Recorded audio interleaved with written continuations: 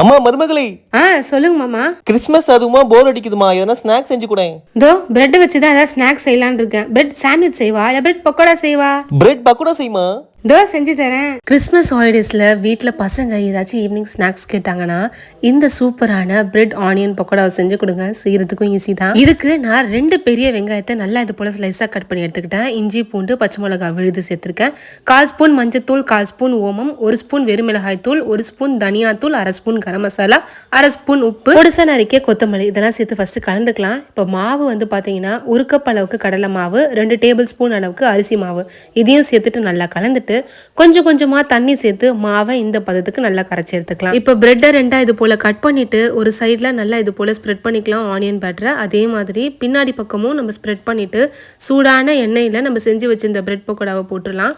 நல்லா முன்னாடி பின்னாடியும் வெந்து எண்ணெய் சொரசொரப்புல அடங்கினதுக்கு அப்புறம் எடுத்தோம்னா சூப்பரான பிரெட் ஆனியன் பக்கோடா ரெடி. உங்க வீட்டில் பிரெட் ஆனியன் நிறைய இருந்துச்சுன்னா இந்த ரெசிபியை ட்ரை பண்ணி பாருங்க. செஞ்சு பார்த்துட்டு எப்படின்னு சொல்லுங்க. வெளியில நல்லா கிறிஸ்பா உள்ளெல்லாம் சாஃப்டா இருக்கும்.